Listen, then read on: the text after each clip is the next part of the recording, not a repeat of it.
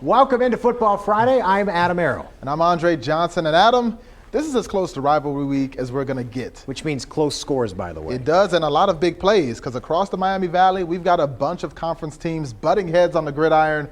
We're going to start with our game of the week, Miamisburg versus Centerville. The Elks looking to end the Vikings' early season win streak. And hey, this is a good start.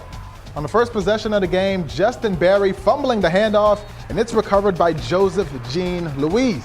But the ensuing possession would stall, so later in the first, Barry making up for that fumble, firing it into Justin McGowan, and nobody can stop the big man. He shrugs off about 4 guys before finally being tripped up at the 4. The Berg would score a few plays later to take a 7-0 lead. Next possession, Chase Harrison hitting his guy over the middle, who bounces off a big tackle and fights his way to a 22-yard gain. That would lead to a Jackson Corville field goal from 38 yards out. That one splitting the uprights to give the Elks their first points of the day. Vikings, though, still up 7-3. But with the first half winding down, Chase scrambles right and hits Cameron Smith in some space. He pulls out the circle button spin move and gets forced out of bounds at the 28. So once again, the Elks trying a long field goal. And Jackson Corville, that guy, he's automatic. He had a game. He cuts that deficit to 1 heading into the locker room. But Adam, the Elks would come out firing in the second half. They went on to win this one 30-13 and hand Miamisburg their first loss of the season. All right, tied at 14 all in Huber Heights. Wayne hosting Springfield. Third quarter, Springfield on offense. Tayshawn Smoot is going to give it to Ramon Browder, who's going to show what power football is all about. Pulls off a nice run here. 1st and 10 Wildcats. A few plays later, Tayshawn says, I can do that myself. Thank you very much. Takes this one in from 20 yards out. Touchdown Wildcats. They take the lead 21-14. Fourth quarter we go. Wayne trying to tie it under 2 minutes to go. Quarterback's going to look for his guy, and he'll find Elijah Brown right there. And Elijah's going to say, I don't like going down very much. I think I'd like to get to that end zone if possible, please. Thank you very much. Doesn't get there. Makes a few defenders miss, though, before finally getting tripped up. Wayne moving the ball. 30 seconds to go. Wayne still in this, rolling out, looking for a receiver, but Springfield is going to make the defensive stop. That's going to seal the deal. Springfield gets the win, 21-14 in a close one. Now we're going to another GWAC showdown. Northmont taking on undefeated Fairmont.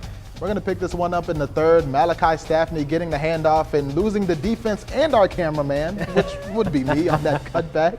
He's going to rack up 48 yards and a big first down. A few plays later, Staffney would finish the job, punching it in up the middle to give the Bolts a 21-10 lead. The fans loving it, but they're not going to love this because here come the Birds. Next possession, last week's player of the week, Drew Baker, finding a gap up the middle, shrugging off one to figure and chugging his way to the 31-yard line. And Adam, I believe that if it's not broke, you just don't have to fix it. No, you go right back to it. We're going right back to Drew Baker a few plays later, and he finds pay dirt. The Birds finishing this one with 14 unanswered and pulling off the comeback 24-21. They're now the last undefeated team left in that GWAC. You're seeing a theme here, a lot of close games tonight. This one wasn't close, though. Springboro takes out Beaver Creek 40-9. These next two very close, though. Harrison beating Trotwood 29-28. Eaton squeaks by Bellbrook 21-20. And guys, after the break, an overtime thriller up in Troy. Who came out on top in that Miami Valley League battle? But first, the Fairmont cheerleaders take us to break.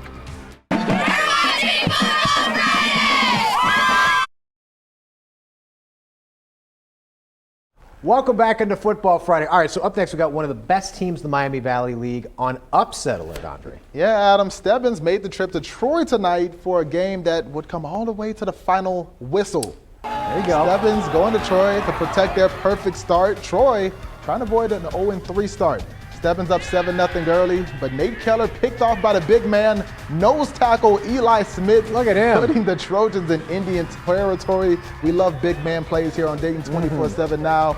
Now, Adam, you remember the story of the Trojan horse? Yeah. You know, after the interception, it kind of went just like this. Punter Jack Kleinhens, he's going to keep it and run for the first himself, shrugging one guy off, dragging 3 defenders inside the 10-yard line.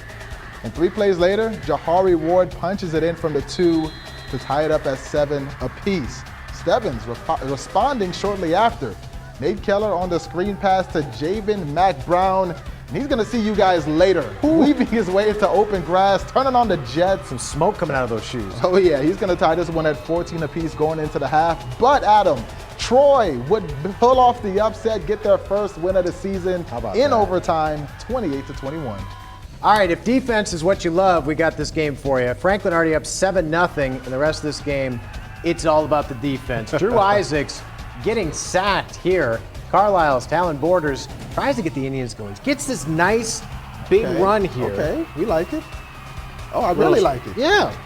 Doesn't want to go down there, but unfortunately that drive would stall. Drew Isaacs, man, he got beat up tonight. Gets sacked again. Carlisle's Cole Larson, he's going to get the ball deep to Brooklyn Tilton at the first half.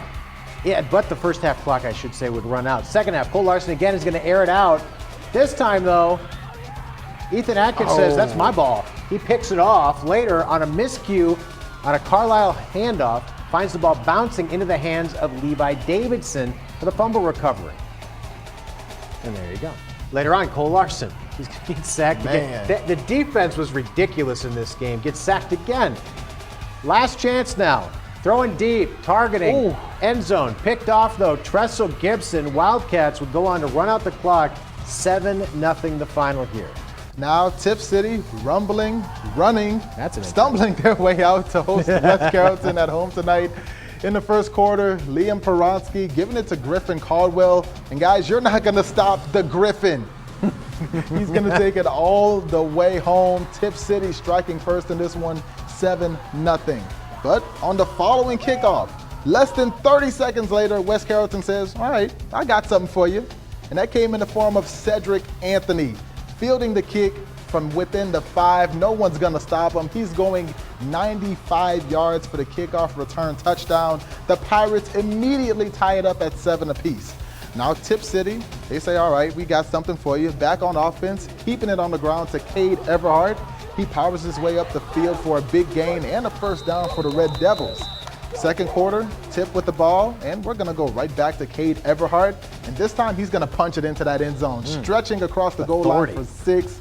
And the rest of the way, it would be all Tipp City. They win huge, 49-7 over West Carrollton. All right, let's talk Piqua. Already up 7-0 here over Xenia here when Elijah Frazier, he's going to make a nice-looking catch here. Watch this. Ooh. Tight coverage by Xenia, still makes the catch in the end zone, 14-0. Xenia's next drive, Trayshawn Sanders. Man, he's a tough kid. Look at him run through defenders here. That's a big guy. He's determined, gets the first down for Xenia. Now, this one might be tough to watch. Look away if you have to. Big hit. Big hit, but he would be okay. All right, so same drive. Jalen Adams is going to find the end zone here for Xenia, 14-6 still. Piqua with the lead. Next drive to Piqua. Brady Uhl going to throw a bomb to Drayshawn Roberts. 85 yards later, touchdown. Piqua's up 21-6 at the half. They roll 35-6 the final over Xenia. Now to Arcanum. The Trojans ready for war on Thursday night lights against Ansonia. First drive of the game, Bryce Schondelmeyer firing over the middle to Brennan Troutwine. The speed. He wins the foot race out him to the end zone. Unstoppable on this play as the Trojans take an 8-0 lead. After the 2-point conversion, now it's Ansonia's turn. Speaking of speed. Yeah, he's got it too. The ground and pound working for the Tigers. Peyton Beam shooting to the end zone like a laser. That's a 27-yard touchdown and a 8-7 deficit now for Ansonia. Later in the half, 4th and 15, Schondelmeyer looking for somebody to throw to, but that Tiger defense swarms him and takes him down. That's a turnover on downs for Ansonia. A few plays later, the Tigers reaping the fruits of their labor. Peyton Beam rumbling up the gut for his second touchdown of the day. But late in the second quarter, here come the Trojans. Bryce Schondelmeyer floats one over the middle to Tyler Huber on that crossing route. He breaks one tackle. He's got one man to beat. Get off of me. That's an 80-yard touchdown to grab the lead before the half. But Adam, wait. Yes. They're not done yet. Some athletes. Let's go. 15 seconds left before halftime. 3rd and long. Bryce Schondelmeyer with surgical accuracy hitting Zach Schenk on the sidelines. They're not going to catch him. Schenk giving his team a 22-14 lead going into the locker room. Arcanum going on to win 30-14 and stay undefeated. Now we're going to look at some more scores for you guys. Northwest beating Carroll 48-14. Greenville over Fairborn 42-20. And Sydney winning over Butler 16-0. All right, shout out to the big fella. This is a big fella interception. Junior defensive lineman Eli Smith of Troy. Give me that ball. Going to take it down, nearly gets a touchdown on that before finally getting tackled. So what a week. Close matchups for the most part, rivalry week. Love it. Big plays, Adam, and it's going to be hard to pick the best one, but we will. Tune in on Sunday to Sports Extra.